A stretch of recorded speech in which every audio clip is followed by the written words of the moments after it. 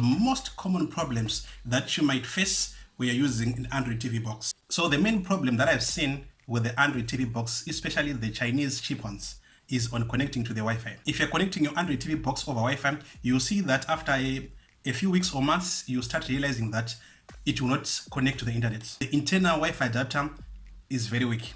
And then even if you have a very good Wi-Fi, you have very poor quality. Or sometimes it will refuse to connect at all. And there are some times whereby if you try to scan for any network, you won't be able to get any. It will just switch off automatically. So what I did to solve this problem is I just connected my TV box straight to the router using a cable. That's the best way of solving this problem, because even if you go to the shops there and you buy a new Wi-Fi adapter, you'll still have that same problem. So I'll advise you just get a cable, you just get an Ethernet cable and connect directly to the router. And the second problem that I've seen with these Android TV boxes is that if you use them continuously for a couple of hours, let's say 10 or so hours, you'll see that it will end up freezing and it will not respond to whatever that should be doing on the remote.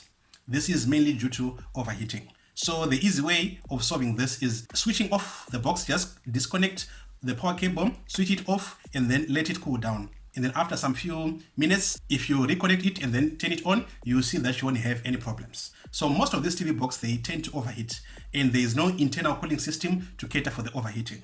So that's why it will end up freezing. And this is usually with the cheap Chinese boxes. If you're using the expensive one, the better quality ones, you'll see that you will not meet most of these problems. And there are some times whereby everything will be working, you'll be having a very good quality on the video, but there won't be any audio.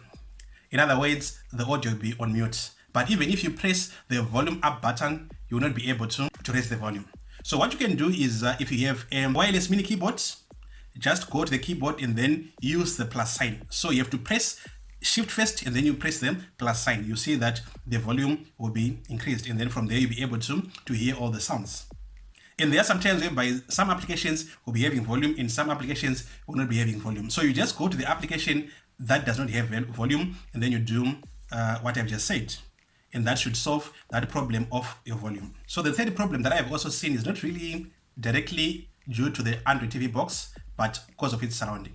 So there are some times whereby when you switch on your Android TV box, that indicator light will be on. That shows that the Android TV box is on, but there won't be any pictures on the TV. So usually the problem will be on the cables, the HDMI cable that is coming from the TV box to your TV. So just make sure that the cables are connected correctly, and also check on the TV if you're on the right HDMI, because most of our TVs will be having 3 HDMI ports, and then you have to select HDMI cable that should be connected to your Android TV box. So that's one of the problems that you can also find, and this one can be easily solved by just working on your cables. And last but not least, you realize that when you're watching especially live shows, you see that the frames might freeze continuously, and it will be difficult for you to watch. Obviously, if you're watching a real-time event, or even if you're watching a movie on Netflix, you need a continuous picture.